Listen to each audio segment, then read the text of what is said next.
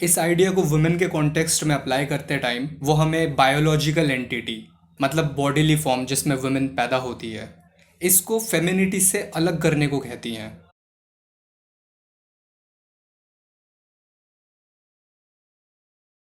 Modern women's movement की start होती है लेट 18th सेंचुरी से, जब सभी एनलाइटनमेंट फिलोसोफर्स सभी ह्यूमन बींग्स के इक्वलिटी की बात कर रहे थे। इस टाइम के इंपॉर्टेंट टेक्स्ट्स में से एक है मैरी वुल्फस्टोन्सक्राफ्ट का a vindication of the rights of women, जो कि उन्होंने 1792 में लिखा था।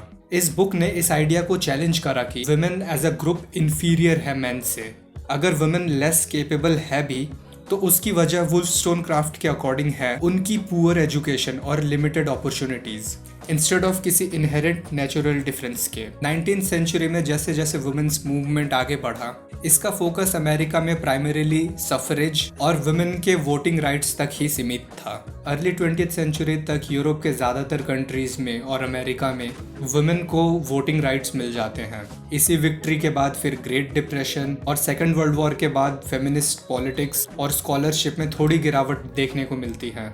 लेकिन इसी टाइम पे हमें एक्सेप्शन के तौर पे पढ़ने को मिलता है a room of one's own by Virginia Woolf, जो कि उन्होंने 1929 में लिखा था, जिसमें वो वुमेन राइटर्स के चैलेंजेस के बारे में बात करती हैं। 1950s में लिखी बुक्स जैसे कि द सेकंड सेक्स फिर से वुमेन्स के इशू पर डिबेट की शुरुआत करते हैं। अफ्रीका और एशियन कंट्रीज के लिबरेशन मूवमेंट के पार्शियली रिस्पॉन्स में और 1960s में अमेरिका के सिविल राइट्स मूवमेंट के रिस्पॉन्स में फेमिनिस्ट मूवमेंट फिर से रिवाइव हो जाता है और इसी को सेकंड वेव भी बोला जाता है फेमिनिज्म का। इसी समय बहुत सारे वाइब्रेंट फेमिनिस्ट स्कॉलरली और आर्टिस्टिक ट्रेडिशंस को आगे बढ़ाते हैं। French philosopher Simone de Beauvoir second sex में लिखती हैं कि हिस्ट्री, फिलॉसफी या सोसाइटी एट लार्ज इसमें ह्यूमन होने के मेजर का स्टैंडर्ड ही मेल व्यू है। एरिस्टोटल ने तो पूरे ह्यूमैनिटी को ही मेलनेस के साथ इक्वेट किया है। बाकी फिलोसोफर्स ने एक्सप्लिसिटली तो ऐसे नहीं बोला, लेकिन मेलनेस को ही उन्होंने हमेशा स्टैंडर्ड लिया ह्यूमैनिटी को जज करने के लिए। फिलोसॉफिकल नॉलेज का सेल्फ जो है आई, वो बाय डिफॉल्ट मेल है और उसका बाइनरी पेयर फीमेल वो समथिंग एल्स है जिसको वो अदर बोलती हैं। सेल्फ जो है वो एक्टिव है, उसे सब पता है, और जो अदर है वो सब कुछ है जो कि सेल्फ नहीं है। अदर जो है वो पैसिव है, वॉइसलेस और पावरलेस है। वो कंसर्न्ड है जिस तरीके से वुमेन जज करी जाती हैं कि वो इक्वल तभी होंगी जब वो मैन का रोल प्ले करेंगी। इनफैक्ट जिन्होंने भी वुमेन के इक्वालिटी के बिहाफ पर लिखा वो बताती हैं कि उन राइटर्स ने भी ये आर्ग्यू करा कि इक्वालिटी का मतलब है कि वुमेन मेन के इक्वल है और वो मेन के सारे काम कर सकती है। बोवॉर के अकॉर्डिंग ये आइडिया मिस्टेकन है क्योंकि ये मेन और वुमेन के फंडामेंटल डिफरेंसेस को एक्नॉलेज नहीं करता है। सिमोन द बोवॉर का फिलोसॉफिकल बैकग्राउंड फिनोमिनोलॉजी में था। फिनोमिनोलॉजी स्टडी है बेसिकली कि कोई चीज़ हमारे एक्सपीरियंस में कैसे अपीयर होती है। इस व्यू के हिसाब से हम सब अपने कॉन्शियसनेस के फ्रेम के हिसाब से वर्ल्ड को कंस्ट्रक्ट करते हैं। हम चीज़ों को परसीव और उन्हें मीनिंग अपने एक्सपीरियंसेस के बेसिस पर देते हैं। बोवॉर कहती है हमारा जो रिलेशन है हमारे बॉडी के साथ या किसी और के बॉडी के साथ, वर्ल्ड के साथ या फिर फिलॉसफी के साथ स्ट्रांगली इन्फ्लुएंस होता है इस फैक्टर के साथ कि हम मेल हैं या फीमेल हैं।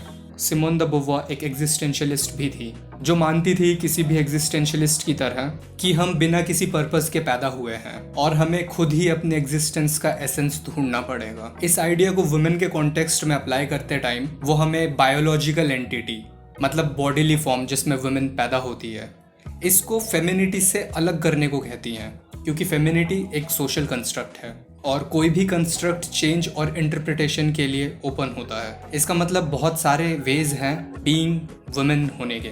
यहाँ पे बिल्कुल स्कोप है एग्जिस्टेंशियल चॉइस का। द सेकंड सेक्स के इंट्रोडक्शन में सिमोन द बोवॉर सोसाइटी के इसी फ्लूइडिटी के कॉन्शियसनेस की बात करती है। सिमोन द बोवॉर के वर्ड्स में हमें वुमेन होने, वुमेन बने रहने और वुमेन बनने के लिए इंस्पायर किया जाता है। कोई भी वुमेन होके बॉर्न नहीं होता है, बल्कि सोसाइटी बनाती है उसे वुमेन।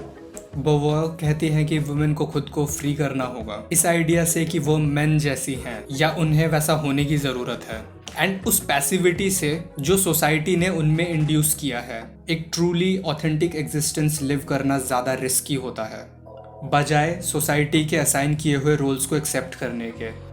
बट यही एकमात्र रास्ता है इक्वालिटी और फ्रीडम का। वैसे तो ये बुक द सेकंड सेक्स सबको पढ़ना चाहिए, खासकर यंग गर्ल्स को जिनका सेंस ऑफ फेमिनिज्म शेप्ड होता है पॉपुलर कल्चर से या किसी इंस्टाग्राम के पोस्ट से। द सेकंड सेक्स बुक मेरी मदर के बारे में है और उनकी मदर के बारे में और उनकी भी मदर के बारे में, या मेरे सारे फीमेल एंसेस्टर्स के बारे में जिन्होंने अपनी लाइफ सोसाइटी का अदर बन के ही निकाल दिया।